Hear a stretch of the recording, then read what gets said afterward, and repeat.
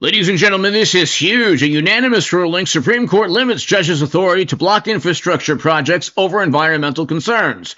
If Democrats or anyone have environmental concerns, they can go through Congress and prevent any executive order or challenge President Trump's environmental or energy policies through legislation.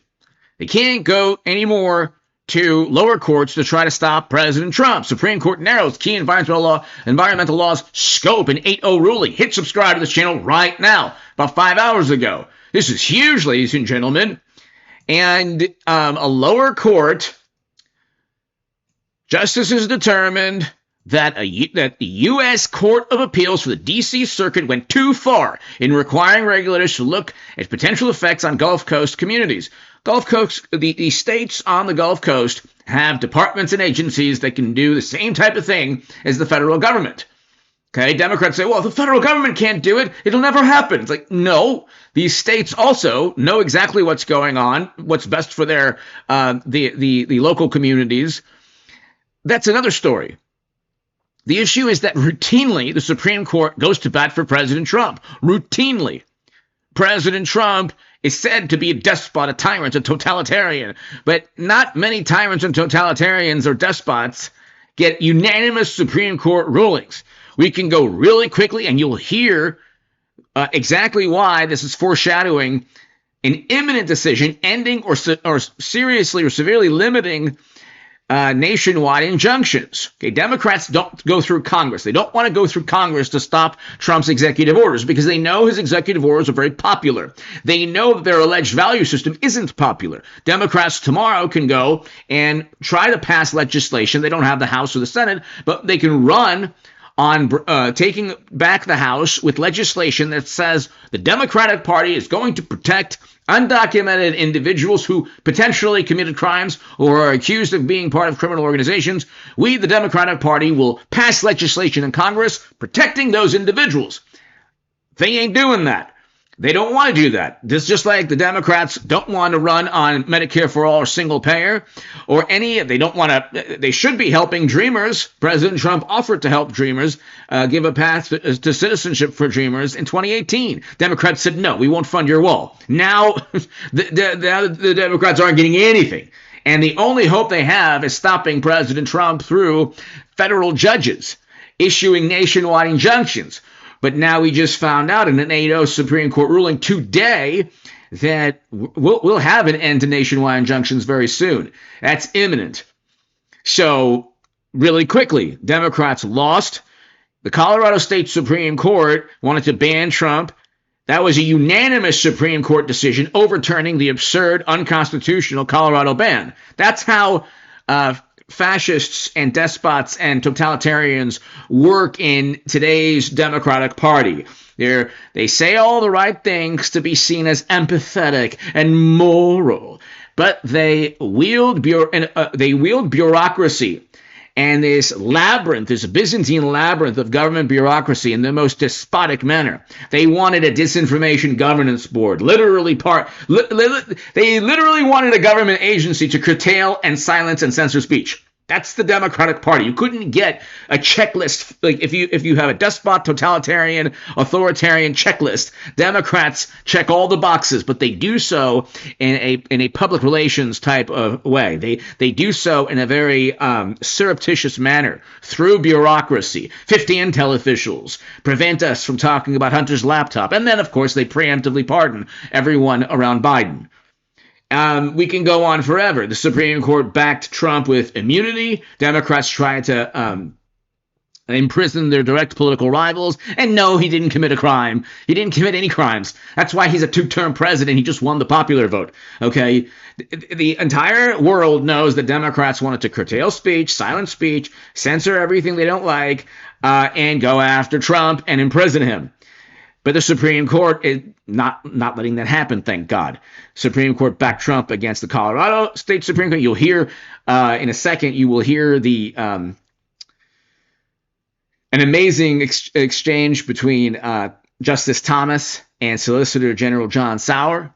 But the Supreme Court backed Trump against overturning the Colorado State Supreme Court. Supreme Court backed Trump, overturning or stopping Jack Smith and Biden's special counsel, giving Trump immunity. Supreme Court just overturned Biden-era policies pertaining to undocumented individuals the other day.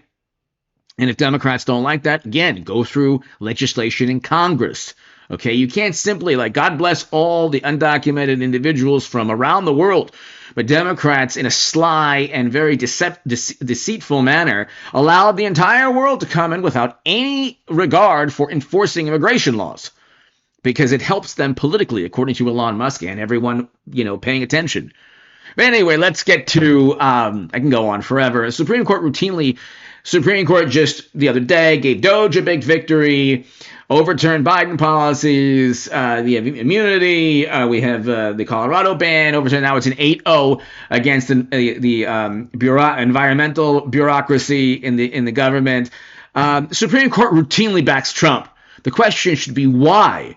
Because Democrats and never Trump Republicans or the establishment routinely acts in an unconstitutional manner. That's why. Check this out, ladies and gentlemen. Justice Thomas? General, when were the first universal injunctions used? We believe that the best reading of that is what you said in Trump against Hawaii, which is that Wirtz in 1963 was really the first universal injunction. There's a dispute about Perkins against Lucan's Oil going back to 1940. And of course, we point to the court's opinion that reversed that universal injunction issued by the D.C. Circuit and said it's profoundly wrong. Now, if you look at the cases that the either party cite, you see a common theme. The cases that we cite, like National Treasury's Employment Union, Perkins against Lucan's Oil, Frothingham in Massachusetts against Mellon, going back to Scott against Donald, and all of those are cases where the court considered and addressed the sort of universal, in that case, statewide issue of provision of injunctive relief. So when the court has considered and addressed this, it has consistently said you have to limit the remedy to the plaintiffs who appearing in court and complaining of that remedy. So we survived until the 1960s without universal injunctions. That's exactly correct. And in fact, those are very limited, very rare, even in the 1960s. It really exploded in 2007 in our cert petition in Summers against Earth Island Institute. We pointed out that the Ninth Circuit had started doing this in a whole bunch of cases involving environmental claims. Justice Alito? You began by outlining what you see as the practical problems that have been created by universal injunctions. If we were to hold that the states have standing, and if it is possible for a plaintiff to get emergency certification of a class, suppose we agreed with you on universal injunctions, but allowed those other two avenues, would the practical problem be rectified to any substantial degree? Certainly, if there were an injunction that extended to, all of the litigating states, that would cover a very substantial portion of the country, and also an emergency sort of class certification decision might also grant very broad relief. So the answer is that the practical problem would not be solved. And if that's the case, what is the point of this argument about universal injunctions? I think the point is that universal injunctions exceed traditional principles of Article 3, and they exceed the traditional equitable authority. And that's what yields all these sort of pathologies, so to speak, of the current practice of issuing them very, very easily. Thank you. Justice Sotomayor? So even Justice Kagan did not like universal and nationwide injunctions in 2022. She said it can't be right that one judge could hold up an entire administration. That was, of course, when Biden was in office. Democrats do not want to legislate. They know their value system is not popular throughout the country. Okay, what they're accusing Trump of, they could simply go through Congress or run on. They can fund everything that Doge cut.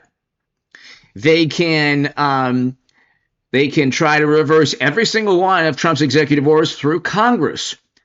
They don't want to do that. Trump won the popular vote for a reason. What he's doing, enforcing immigration laws, pushing for an end to never-ending wars, tariffs, bringing back manufacturing, this is all very popular. It's all very popular.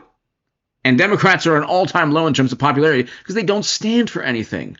See, when Trump gets in office, he immediately goes and tries to implement his value system, which is popular among the majority of Americans.